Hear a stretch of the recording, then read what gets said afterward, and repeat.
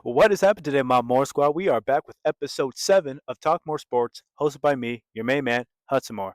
All right, y'all, so we have a lot to dive into today, and I cannot wait to talk to you about it. And with that being said, we're just going to dive right into it, all right, y'all? So, if you haven't watched my recent YouTube show, I had the recap of the Diamond League in London, right? With No Laos making his 100-meter season debut and also going up against Jamaican sprinter Oblique Seville, who got the win over No Laos running a 9.85 with No Laos running a 10 flat. It's funny because if you watched my last show, I predicted and thought that No Laos could run a 9.85, but Oblique had that 9.85. Because I'm thinking to myself, like, we watched him in his 200-meter season debut in Monaco running a 19.88. And I thought to myself, okay, if you run that as your season debut in 200 meter, now granted, you are a 200-meter runner, not a 100-meter runner, even though you are the Olympic and world champion, but still, maybe he can possibly run a 9.8 or at least a 9.9. But no, you ran a 10 flat. So it's not the worst. And with the USA Championships over a week away, you know, hopefully through the rounds. He can get better. He can get faster. Because again, Keisha Thompson is waiting for him. He's waiting for that rematch. You are the 9.75 guy, number 6 world all time and world leading time this season. So Keisha Thompson is waiting for Noah Lyles. Keisha made his mark this season. He's waiting. He wants to win that gold. So for Noah, hopefully he can ramp up his 100 meters, get better, get stronger, get faster, which I'm sure he will. We know he has in the 200 meter, but the 100 meter this season will be the big question mark. But Blake Seville running that 985, that's impressive. He can make some noise in the World Championships this year in Tokyo, and we will definitely see what happens in August. Now, as we switch over to the men's 100 meter, we go over to the women's 200 meter. Julian Alfred, the 100-meter Olympic champion, runs a 21.71, number 9 all time in the women's 200 meter and world leading time right now. See, it's funny because on my last show again, I talked about Mackenzie Long running a 21.92, which is number 2 at the time and still is world leading time, right? And I talked about my last show. She's now in the conversation with the rematch of what we're all looking forward to with Gabby Thomas and Sharika Jackson, right? But now Julian Alfred is in that conversation. So now we got Julian, we got Mackenzie, we got Gabby, and Sharika. And I cannot wait. I'm very, very excited about this. I very much am. And it's crazy to think that now we got 4 girls who can, all 4 of them can legitimately win a gold medal. Every single one of them. Now, we're all really waiting for Julian Alfred to really make her mark in the 100 meters because that's her event. But still, now in the 200 meter, it, there's a possibility. There's a possibility she can double up both in the 1 and 2. Now, we all want the Gabby Thomas and Sharika Jackson rematch because Sharika is the reigning world champion and Gabby Thomas is the reigning Olympic champion. But with Mackenzie Long and Julian Alfred, they're now in the mix right there with Mackenzie being the number 2 world leading time right now this year and Julian Alfred being the world leading time and number 9 all time, right up there with Gabby and Sharika Jackson. So I cannot wait for what the USA Championships have to hold with Mackenzie, Gabby, right? I'm very excited to see what those 2 can do. And then with Julian Alfred and Sharika Jackson, that should be fun. So the USA Championships and the World Championships are going to be so much fun. I cannot wait to see what happens. As a sprinter myself, former sprinter, this is getting me so excited because it's not even the USA Championships or World Championships, and we're getting all these great times and great races and great matchups. And I know it's going to be so much fun in August/September, right? So now, as we move in from track, we move into basketball. Just in today, Chris Paul will be making his return to Los Angeles Clippers. LA Clippers, baby. We all know what him and Mr. Blake Griffin did, Mr. Lob City, with JJ Redick as well. I mean, seriously, he's going into his 21st season, 21st NBA season. 21. 21 years this dude has been playing in the NBA, and he'll be making it back in Lob City, where all the magic happened. And I gotta say, this is not a bad thing. I mean, you're going up with Kawhi Leonard, James Harden, Zubac, Brook Lopez, Bradley Beal. I mean, it's an old squad. It's a very, very old squad. But nonetheless, I mean, they can make some noise. They can honestly make some noise in the West. Now, could they make some noise like what Oklahoma or Dallas or even possibly what Golden State And the Lakers, probably not, maybe. I won't say probably not. I'll say maybe. Because again, we all know what Kawhi Leonard could do. We all know what James Harden could do. We know what Zubac could do. We know what Bradley Beal could do. We know what Brook Lopez and Chris Paul. We know what all those guys bring to the table as a team. We all know. But will it be enough? I don't know. I really don't know. Because it is a old head team. They're all a bunch of old heads. Every Most of them are going to be Hall of Famers. Most of them. I don't think Zubac will. I don't know about Bradley Beal, but when I look at Brook Lopez, James Harden, Kawhi Leonard, Chris Paul, absolutely. But still, it should be interesting. I'm excited about it. But just to see Chris Paul in Clippers jersey again, bringing back old memories of Lob City. It'd be funny they bring Blake Griffin back out of retirement just for the heck of it, just to be like, hey, let's just bring it back. Let's just run it just for one season for the heck of it. But obviously that's never going to happen. But I'm very excited about it. It's definitely a team with a lot of defense and offensive firepower and a lot of experience. A lot of experience playing in the championship, playoffs, longevity. Like there's a lot of experience. So with that being said, they could definitely make some noise. I could see them going out of the second round, but if they're lucky, possibly make the Western Conference Finals. If all goes well, and biggest thing, they stay healthy. They have to stay healthy. They have to stay healthy. If they can stay healthy, there's a conversation. But if not, we all know what's going to happen, right? But as we kind of switch from Chris Paul, just last week, Damian Lillard, Mr. Dame Time, signed a 3-year deal, $42 million with Portland Trailblazers. He's going right back to where it all started. You know, after the whole situation with Milwaukee, it just makes sense, right? It makes sense for Dame Time to go back to his home crowd, right? And then you're also not going. You're going to a decent team. I mean, you got Drew Holiday, Scoot Henderson, Matisse Thybulle. It's not the worst team in the world. I mean, you definitely got some defense for sure with Drew Holiday, Matisse Thybulle, Scoot Henderson, who is a young, talented player. I think he can maybe help take a little pressure off Dame Time. So is it going to be the worst team? No, absolutely not. Will they be a great team? Definitely not. Could they be in the middle? For sure. I believe it. I 100% believe it. I think that Damian Lillard with this Portland Trailblazer can do something. I think they can do a little damage. Could they make the playoffs? They're really gonna have to really amp it up for sure on the offensive side. I think defensive side they really got to lock down for sure. But the offense, it's like that's the question mark. Because even as great as Dame Time is, he won't be playing. He will not be playing. He will still be recovering from an injury, unfortunately. So with him still recovering, it still leaves a big question mark. But still, with a 3-year contract, you can see it the next couple years and see how that plays out. And again, Dame Time is going into age. He is 32, 33 years old. And with an injury like an Achilles, with you being of age, we all know it's a very slow progress. It just is. You're not 26, 27, 28. You're in your early 30s, which plays a big role. But still, this Portland Trailblazer team could do something. Not a whole lot, but if Dame Time was playing, he can definitely do some damage and help them out. But who knows? It's still early. It's still off season.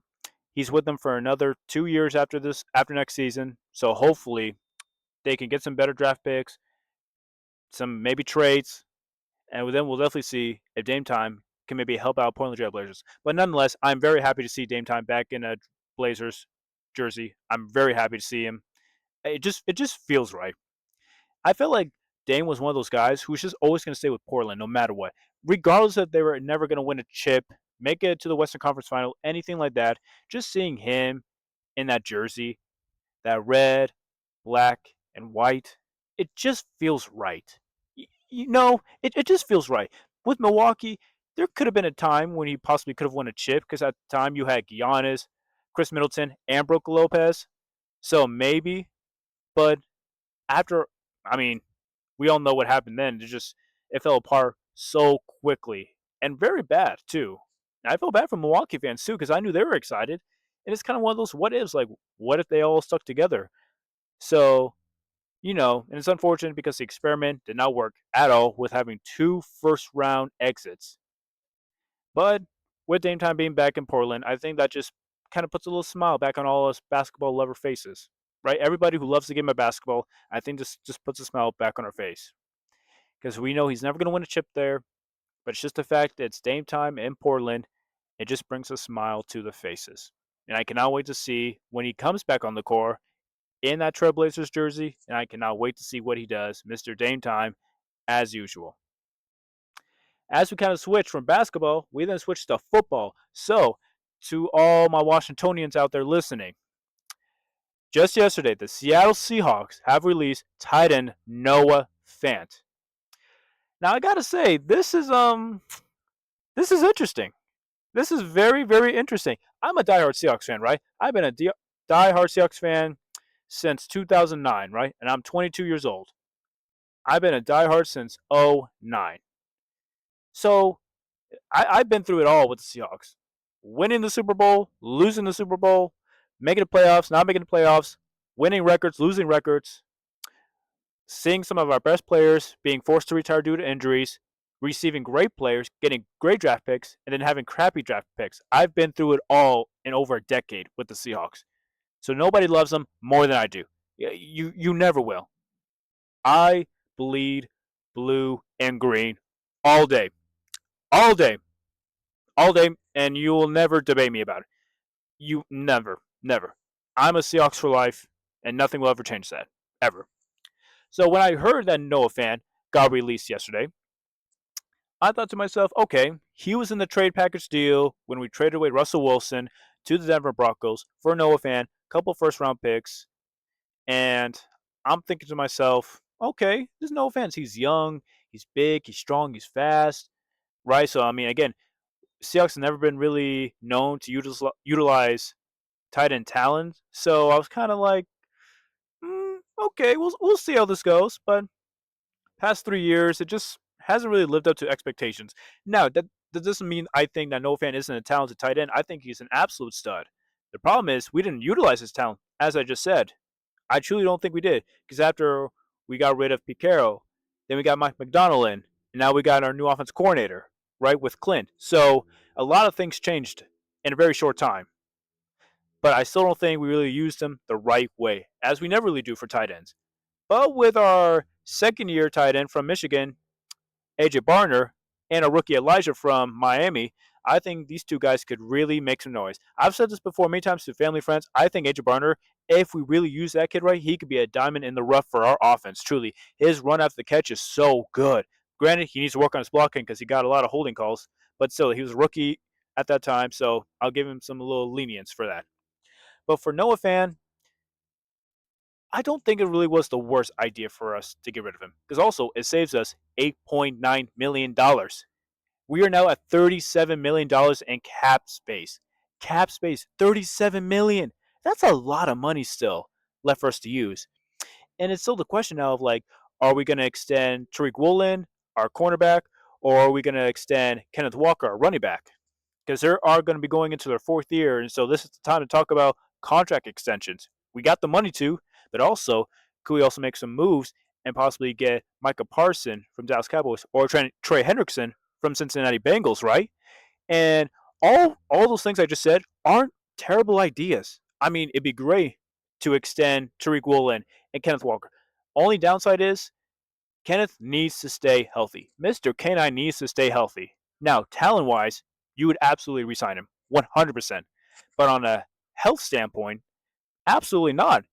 Last 2 years, this dude cannot stay healthy for his life. And I'm just thinking to myself, if we extend this dude to another 3, 4 years, is he going to stay healthy? Or are we just going to have another running back problem? Right? Because we still have Zach Charbonnet. And I'm not the I like Zach Charbonnet, but I'm not crazy about it. K9, I love. He was the number one running back in his draft class when we picked him up, and I was so shocked. I'm like, did we really just get Kenneth Walker from Michigan? From Michigan State? Did we really get this dude? And we did. And his first year was great. And then the next couple years, not so much. Talent is still there. It's just injury wise. And then we look at Tariq Woolen. We looked at his rookie year as well. Having 9 interceptions in a rookie, leading interceptions too as a rookie. Insane. The next couple of years, well, sophomore year, you give him a little bit of a break because it's a sophomore year, a sophomore slump. It happens to a lot of great players, so nothing to worry about. But then this last previous season, I saw a lot of plays where I'm just like, what is this dude doing? I'm just like, is he all up there? Is there something going on with him physically? Is it just something going on with him mentally? Like, I just don't know. Like, it was crazy to me to know that he was up here so high up as a rookie, but then you just fall off 2 years later. And the thing is, you don't even look injured or anything. It just looks like you have a mental block or something. Now, of course, there could be something else I don't know about. Maybe something personal, right? Maybe family or friends. Or again, maybe there's like a little injury he was dealing with, and just because he just looked so slow off the ball. He just really did.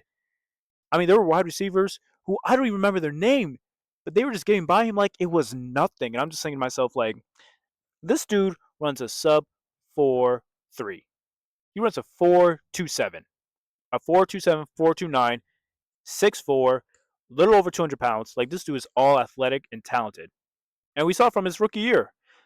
But the way I saw him playing this past season, I have some question marks. I really do.